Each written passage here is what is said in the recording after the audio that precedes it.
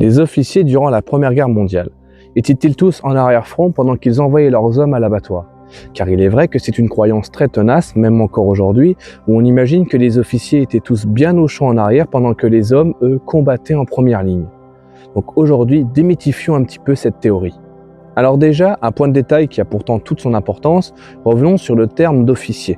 Car il est vrai que c'est un terme qu'on utilise pour parler de tout et n'importe quoi, sans réellement savoir quelle est la fonction de ce dernier et son statut. Car en effet, même chez les officiers, il y a différents statuts et différents grades. Tout en bas, on trouve ce qu'on appelle les militaires du rang.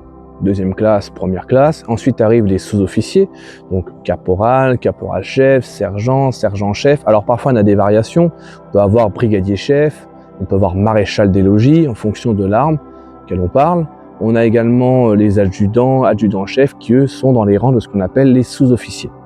Passons ensuite à ce qu'on appelle les officiers subalternes. Comme on le voit ici, 2 barrettes, je représente un lieutenant du 86e régiment d'infanterie. Alors également sous-lieutenant, juste en dessous, c'est souvent quand on sort d'école, quand on est aspirant, on aspire à être sous-lieutenant puis lieutenant. On a également ensuite les 3 barrettes, donc capitaine puis commandant.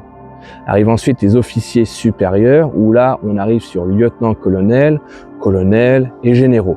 Et ensuite, le grade n'existe plus, mais maréchal de France. Donc voyons déjà un petit peu, de manière très sommaire, l'équipement d'un lieutenant ou d'un officier. En effet, dans une vidéo qui sera dédiée à la présentation de l'uniforme, je présenterai cet uniforme en long et en large. Et commençons déjà par le fameux sabre d'officier. Donc ici un modèle 1882. On a également les modèles briquets avec les poignets en laiton, beaucoup plus faits pour de la charge et de l'attaque. Ici on est sur un sabre qui est quand même beaucoup plus pour l'apparat. Alors en effet, le port de ces sabres, c'est avant tout pour montrer son statut militaire, donc le fait d'être officier. Alors les sabres durant la Première Guerre mondiale ne sont pas utilisés au combat. De toute façon, de toute manière, ils sont beaucoup trop encombrants comme on le voit ici. Et déjà, à dégainer, c'est très compliqué. C'est pour ces raisons qu'ils vont être remplacés par les très célèbres cannes d'officier. Les cannes d'officier, en effet, seront largement répandues durant la Première Guerre mondiale, comme j'ai pu l'expliquer dans ma vidéo dédiée, et remplacent en quelque sorte le sabre. Alors je vous invite à aller voir ma vidéo qui sera dans les fiches pour voir comment on les faisait, qui les faisait et pour qui. Mais en effet, les cannes sont également un moyen de montrer sa distinction militaire et son rang, la hiérarchie militaire. Donc des cannes qui sont faites un peu à l'image du sabre au moment des assauts pour donner l'assaut et pointer l'ennemi en quelque sorte, un peu comme on faisait avec le sabre en 1914. Mais c'est là aussi avant tout un objet qui flatte l'ego des officiers car on montre son rang d'appartenance au lieutenant, capitaine et ainsi de suite. Alors on trouvera aussi des cannes dans les rangs des sous-officiers bien évidemment. Dès qu'on aura un soldat avec un grade un peu plus élevé que simple soldat, beaucoup portent déjà la canne. Alors chez les officiers, on retrouve aussi des très célèbres gants en cuir, là aussi pour montrer son autorité. On a très souvent une jugulaire tressée sur le casque quadrillant et on a différents matériels pour l'assaut ou le commandement. À commencer déjà par ces petites pochettes en cuir. Vous êtes beaucoup m'avoir déjà demandé dans l'espace commentaire quelles sont ces différentes pochettes. Alors moi j'en ai 3, et ici c'est un modèle d'époque de 1915 et ce n'est plus ni moins qu'un porte-carte. Alors ici c'est une carte qui a été faite en reproduction, bien évidemment c'est pas une carte d'époque, donc l'officier va pouvoir lire sa carte et écrire puisqu'à l'intérieur on trouve également son plumier et son encre. Là comme je vous le montre ici, on a une petite pochette derrière et là je porte en effet un porte-plume. On trouve également au niveau de ce petit étui le sifflet pour donner l'assaut. Et en effet, le sifflet de la Première Guerre mondiale est très reconnaissable de par ce bruit. On retrouve également donc une boussole pour pouvoir s'orienter durant les relèves, orienter ses troupes. On porte également, on le voit ici, donc une petite chaînette de montre de gousset. Alors oui, attention, c'est pas une montre à gousset, mais c'est bien montre de gousset, dans la définition française. Donc la montre qui sert pas uniquement à se la péter en quelque sorte, mais une montre qui va servir au moment des assauts, savoir à quelle heure partir, pour partir déjà à la bonne heure, savoir quand est-ce qu'on arrive pour après les consigner dans son carnet. On a ensuite évidemment une paire de jumelles qui permet d'observer le champ de bataille et le mouvement des troupes. L'officier également se distingue de par son armement. Là comme vous voyez, j'ai pas de fusil, mais j'ai tout simplement une arme de poing. Donc ici c'est un pistolet semi-automatique Ruby, alors attention ne vous inquiétez pas, c'est une réplique totalement inerte, faite en bois. Donc je me suis amusé à faire ça un petit week-end et donc je trouve que le rendu est plutôt sympa. Alors oui attention, petit anachronisme, je porte un étui à revolver mais je n'ai pas encore reçu mon revolver. Et malheureusement j'ai un pistolet Ruby mais je n'ai pas d'étui à Ruby. Donc en effet, je fais avec ce que j'ai, je suis désolé, mais de toute façon ça va changer au fur et à mesure des vidéos quand je vais pouvoir commencer à m'équiper de manière un peu plus conséquente. Alors pourquoi un pistolet? Automatiquement on peut être déjà plus léger. Et surtout, c'est là qu'on va revenir sur un point qui est très important et qui va répondre à la première question. Car en effet, avec ce pistolet, le lieutenant ou le capitaine peut monter plus facilement sur le parapet, peut siffler l'assaut et partira en tête de ses hommes. Donc là maintenant je réponds à la question tout de suite. Les officiers combattent avec leurs hommes en première ligne et même parfois à des échelons beaucoup plus supérieurs qu'on l'imagine. Mais là une question reste en suspens. Comment on devient officier durant la Première Guerre mondiale et même durant la bataille de Verdun jusqu'en 1918? Eh bien on a deux cas de figure. Le premier cas de figure, c'est un soldat qui a été promu au fur et à mesure de son expérience. Il passe adjudant, puis après il passe lieutenant, puis après il peut passer officier. Mais ça s'arrête très souvent à capitaine ou commandant, pas plus à ce moment-là. On a également un autre cas de figure, c'est le soldat diplômé. Il peut sortir d'une école spéciale comme Saint-Cyr par exemple, et sortir tout de suite lieutenant, et ensuite après gravir les échelons de manière progressive. Mais une chose qu'il faut bien comprendre, c'est que les lieutenants et les capitaines, eux, partent en tête de leurs hommes au moment des assauts. Donc sont les premiers à tomber finalement. Le lieutenant, lui, a plutôt un rôle d'adjoint au capitaine.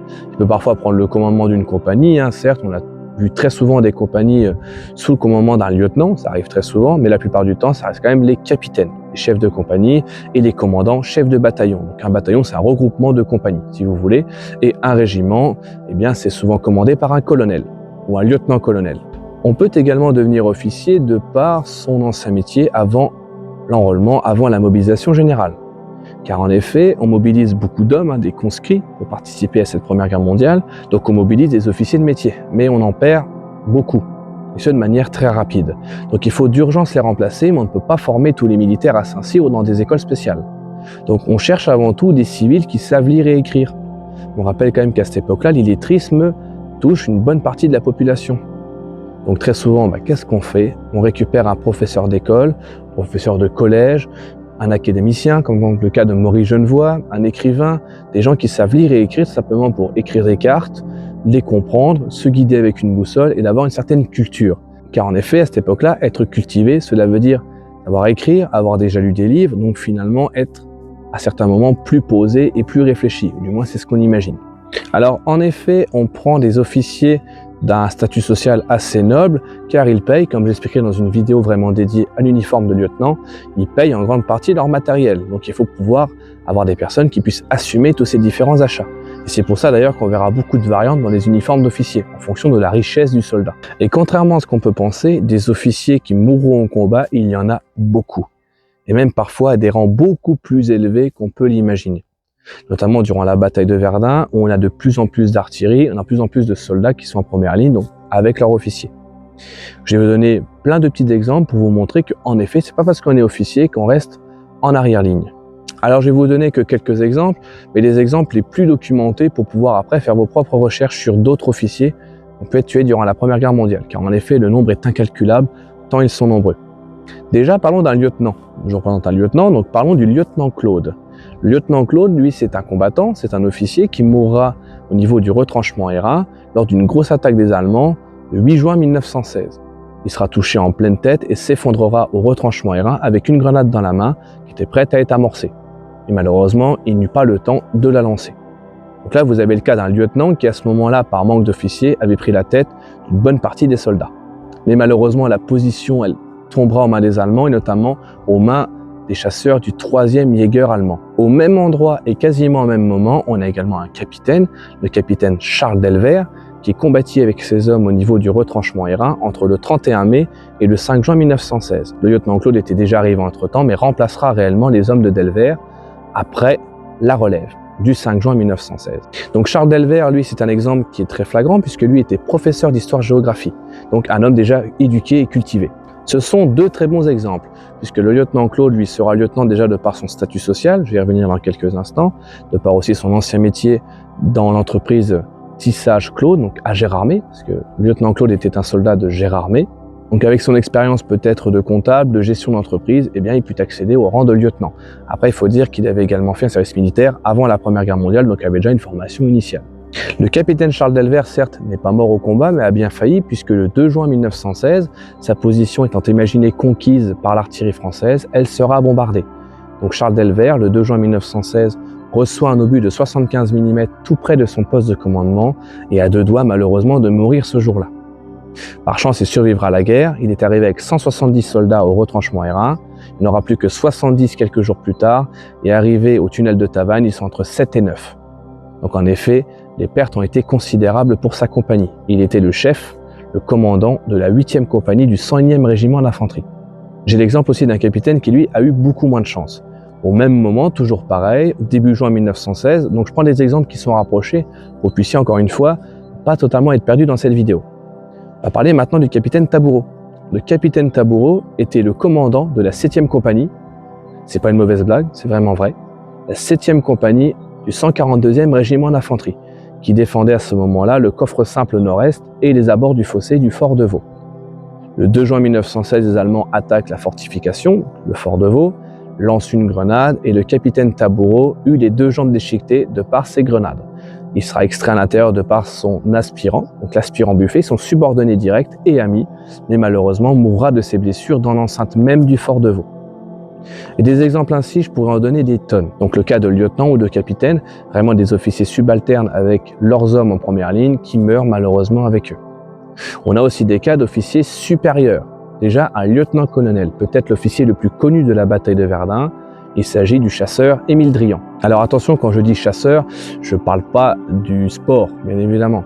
Quand je dis chasseur, je parle de chasseur à pied, donc c'était le commandant des 56 et 59e BCP et il mourra le 22 février 1916 aux abords de Beaumont-en-Verdunois, touché de plein fouet en pleine tête. Et il était quand même lieutenant-colonel, donc premier rang d'officier supérieur.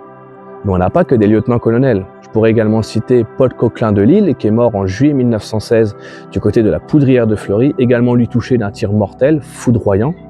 Lieutenant-colonel et donc chef de brigade. On a également un général français qui est mort sur le champ de bataille de Verdun, le général Ancelin, toujours à proximité de la Poudrière.